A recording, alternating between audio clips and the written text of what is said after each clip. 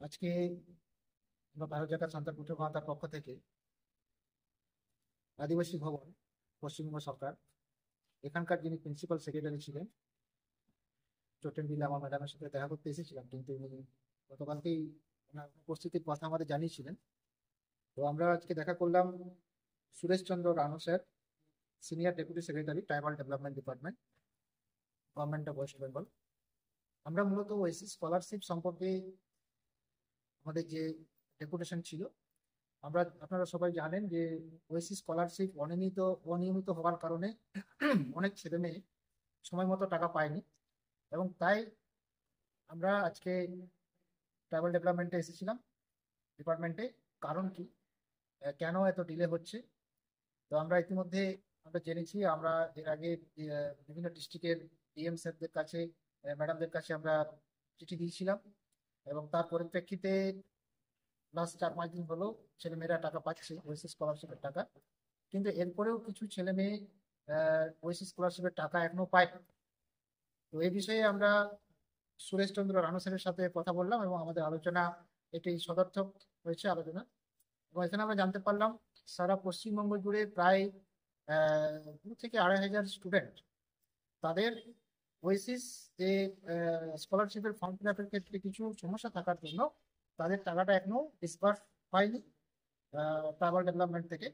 কিন্তু যাদের স্ট্যাটাসে দেখাচ্ছে যে টাকা ব্যাংকে চলে গেছে, তারা কিন্তু টাকা পাবে, ওটা ব্যাংকের এন্ডে আছে।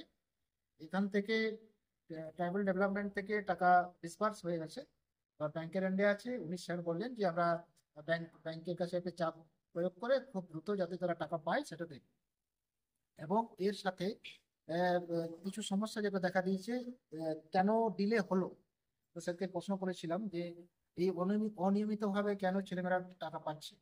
তো সেক্ষেত্রে স্যার বললেন যেটা, যে কেন্দ্র সরকার এবং রাজ্য সরকার উভয়ই তো এই স্কলারশিপটা দিয়ে থাকে। তো সেক্ষেত্রে দেখা যাচ্ছে কেন্দ্র সরকার বলেছিলেন যে যে সিস্টেমে এই টাকাটা দেওয়া হয়, তাদের টেকনিক্যালি যে পার্টটা, সেখানে মডেল 1 এবং মডেল 2 বলে দুটো জায়গা আছে।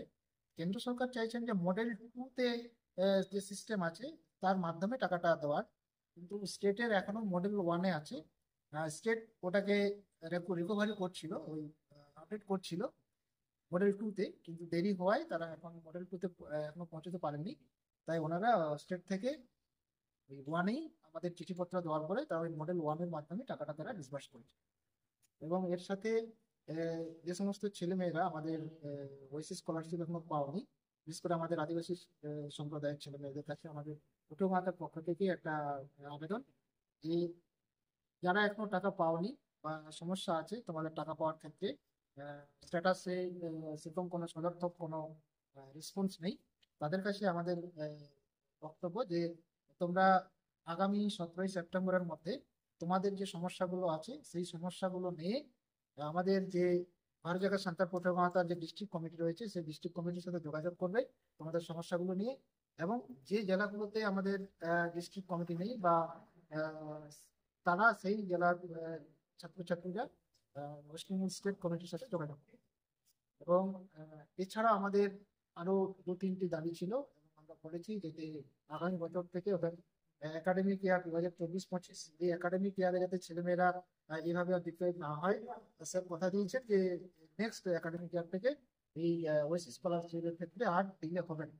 এবং এর সাথে আমাদের কিছু দাবি ছিল, সেই দাবিগুলো আমার এখানে সেন্ট্রাল কমিটির প্রেসিডেন্ট কান্তন শৈলেন্দা আছেন। শৈলেন্দা সে বিষয়ে সংক্ষিপ্ত করে কিছু বলবেন। নমস্কার। আপনারা শুনলেন সবাই আমাদের স্টেট কমিটির প্রেসিডেন্ট মানতার নিপেন চন্দ্র মান্ডি মহাশয় আহ, বলেছেন যে স্কলারশিপ সম্পর্কে। তো আমরা এখানে বিশেষত বেশ কয়েকটি দাবি নিয়ে এসেছিলাম। হ্যাঁ, স্কলারশিপ তো ছিলই, স্কলারশিপের সাথে সাথে বেশ কিছু দাবি ছিল।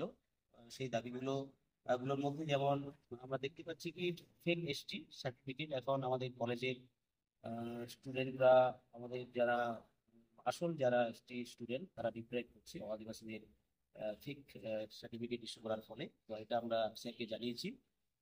এর সঙ্গে সঙ্গে আমরা জানিয়েছি কি হোস্টেলের ব্যাপারে, বিশেষ করে বেলপাহাড়ি হোস্টেল ও লালগড় যে হোস্টেল আছে, এই হোস্টেল সংক্রান্ত ব্যাপারে ব্যাপারে আমরা বিস্তারিত আলোচনা করেছি।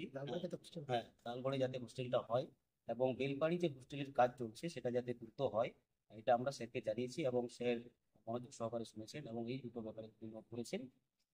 তিনি জানাবেন, আমাদেরকেও জানাবেন এবং তিনি কর্তৃপক্ষকে ওখানে যারা দায়িত্বে আছেন তাদেরকে জানিয়ে দেবেন।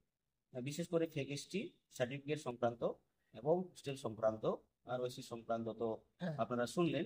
তো এই দাবিগুলো ছিল, এছাড়াও আর কয়েকটি দাবি ছিল, সেই আর দাবিগুলো আপনাদের অন্যান্য অন্যান্য হোস্টেলগুলো যাতে হয়। অন্যান্য হোস্টেল যাতে চালু হয়, যে জেলার হোস্টেলগুলো আশ্রম হোস্টেল আশ্রয় হোস্টেল সহ সেগুলো আমাদের স্যার বলেছেন যে আপনারা মিল করে জানান, আমরা তাড়াতাড়ি সেটা খোলার ব্যবস্থা করবো। কিন্তু খুব দুঃখের বিষয়, আমরা জানতে পারলাম এখানে নাকি কেউ বলে দিয়েছে যে জেলার হোস্টেলগুলো নাকি চালু আছে, ভালো ফিট।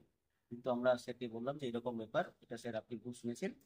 আমাদের কাছে যা রিপোর্ট আছে জেলার হোস্টেলগুলো কিন্তু বেশিরভাগ হোস্টেলেই বন্ধ আছে। যাই হোক, উনি বলেছেন যে লিখিত আপনারা দিন, আমরা অবশ্যই ব্যবস্থা করবো। তো এই বিষয়ে সদর্থক একটা আলোচনা হয়েছে, উনি শুনেছেন, নোট করেছেন।